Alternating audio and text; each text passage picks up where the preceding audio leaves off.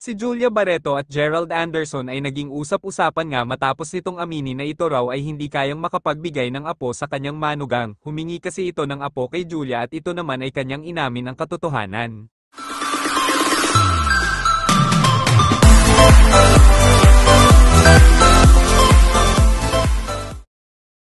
Tila nagiging mas matatag ang kagustuhan ni kapamilya actor Gerald Anderson na bigyang katuwang ang kanyang ina, si Evangeline, na humihiling ng apo mula sa kanya at sa kanyang kasintahang si Julia Barreto. Kamakailan, umusbong ang isang video clip sa TikTok na kuha mula sa pagdiriwang ng ika-66 na kaarawan ng ina ni Gerald sa General Santos City. Sa video, makikita ang taos-pusong mensahe ni Gerald para sa kanyang pinakamamahal na ina. Sa kanyang pagbati, sinabi ni Gerald, "Happy birthday, nais naming ang lahat ng maganda para sa iyo, Maria, salamat sa lahat ng taon ng pag-aalaga sa amin, salamat dahil ibinigay mo ang iyong lahat para sa amin." Idinagdag pa niya, "Alam namin na gagawin mo ang lahat para sa amin, at gagawin din namin ang lahat para sa iyo, pero kung hindi na namin kaya, sana'y huwag ka magtampo." Tugon naman ni Evangeline sa kanyang anak, "Hindi naman ako humihingi ng hindi ninyo kayang ibigay, meron lang akong kaunting, kaya't humihingi ako sa inyo ng isang."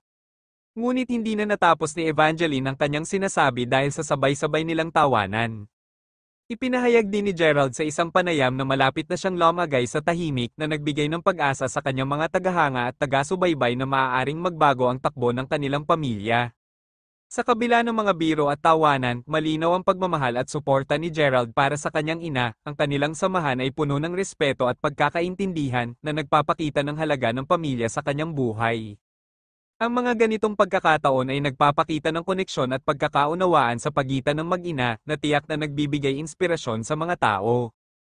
Ang mga mensaheng ito ay naglalarawan din ng isang magandang aspeto ng kultura ng Pilipino, kung saan ang pamilya ang sentro ng lahat.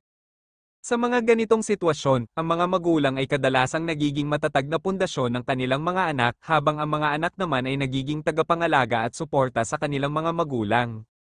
Ang mga ito rin ay nagdadala ng mga tanong tungkol sa hinaharap ni Gerald at Julia. Maraming mga tagahanga ang umaasang makikita ang susunod na hakbang sa kanilang relasyon, lalo na sa mga usaping gaya ng pagpapalawak ng pamilya. Ang bawat pag-usap tungkol sa mga apo ay tila nagiging simbolo ng pagmamahal at pananabik para sa bagong simula.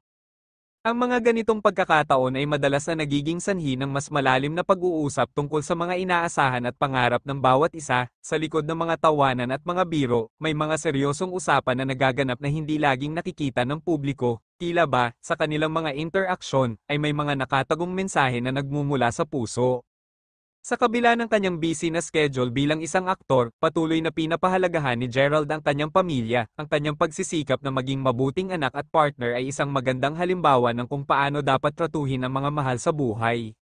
Sa kanyang pag-amin na malapit na siyang mag-settle down, nagiging malinaw ang kanyang layunin, ang makabuo ng isang masayang pamilya. Sa huli, ang lahat ng ito ay nagiging bahagi ng isang mas malaking kwento ng pag-ibig, pamilya, at pananabik. Ang mga alaala na nililikha sa mga ganitong okasyon ay magiging bahagi ng kanilang buhay at magsisilbing inspirasyon sa iba pang mga tao. Sa bawat tawanan at kwentuhan, naipapasa ang pagmamahal at alaala na mananatili sa kanilang puso.